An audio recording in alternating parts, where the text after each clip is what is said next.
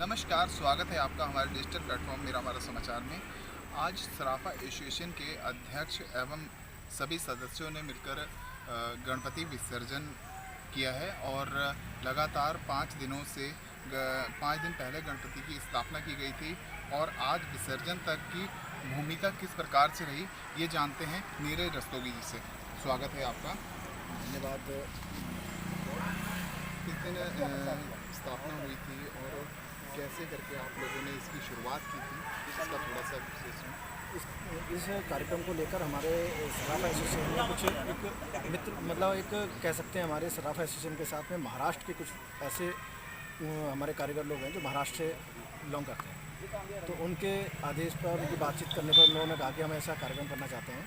तो विगत 9 वर्ष पहले पूर्व में 9 साल हो गए हैं जब हम इस कार्यक्रम को करते हुए लगातार 9 वर्ष पूर्व हम लोगों ने ये योजना की और कार्यक्रम की शुरुआत की, जिसमें हम गणेश जी की स्थापना करते हैं मूर्ति का। उसके 5 दिनों तक विशाल रूप से एक कार्यक्रम रहता है और विसर्जन के बाद विशाल भंडारा भी होता है। लेकिन चूँकि ऐसी विपरीत परिस्थितियाँ रहीं कि 2 वर्षों से कोरोना काल की, इसमें हमारा कार्यक्रम बहुत सूक्ष्म रूप से हुआ है।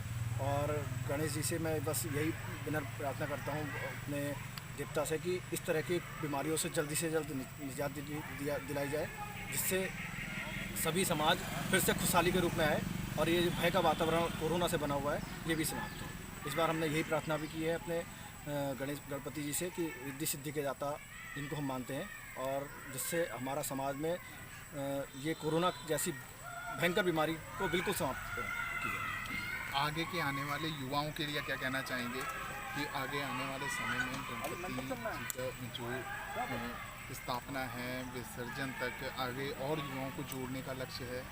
युवाओं का कार्यक्रम, युवाओं के विषय में बात आती है तो युवा जो सबसे ज़्यादा हर किसी भी कार्यक्रम में युवाओं ने बढ़ चढ़ कर हिस्सा लेते हैं।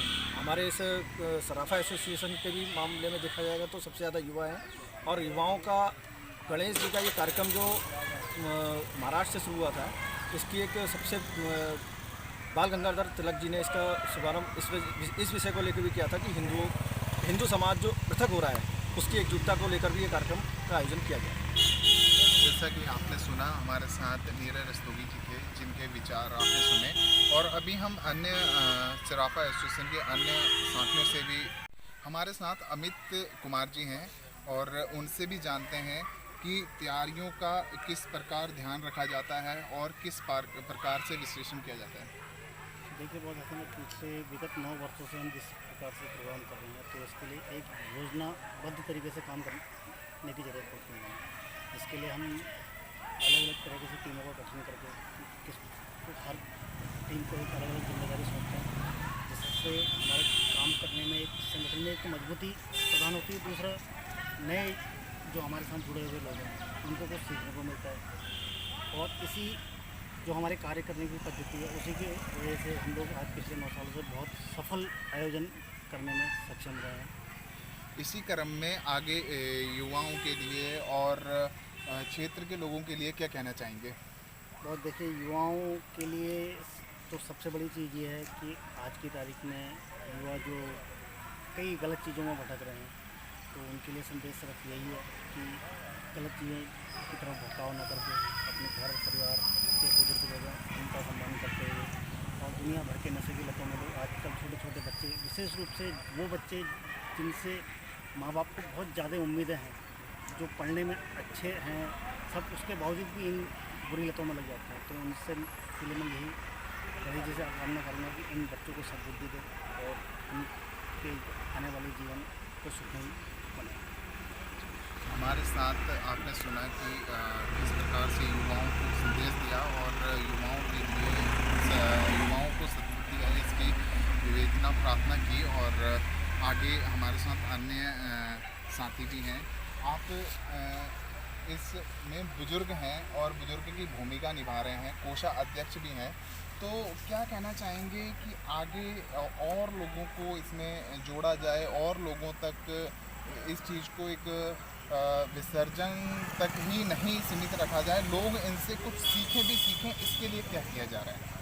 देखिए, ऐसा है, विसर्जन शब्द जो है वो हमारे लिए थोड़ा सा अटपटा सा भी लगता है क्योंकि कभी भगवान का विसर्जन नहीं होता। पहली बात तो मैं आपसे ये कहना चाहूँगा और खास बड़े करके बुजुर्ग कहते थे जाएंगे तो जल्दी आएंगे, वो वाला वो हिसाब बात बच्चों सही को है। समझाने के लिए हाँ, वो कहते हैं। समझाने के लिए कहा जाता है, वो फिलोसॉफी अलग है। हाँ जी।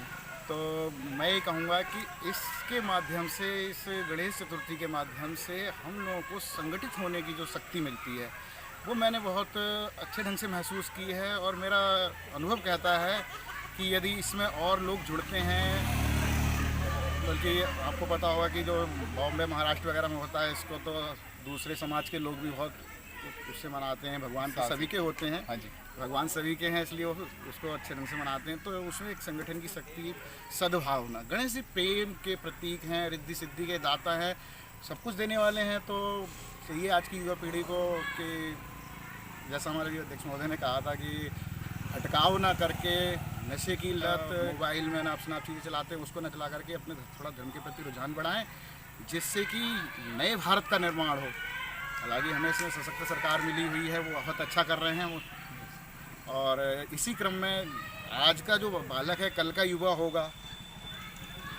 होगा, वही उसी के हाथ में देश की वागडोर जानी है, प्रशासन जाना, शासन जाना है। तो शुरुआत शुरू से करनी पड़ेगी, तभी मजबूत नींव होगी तो मजबूत इमारत तैयार होगी।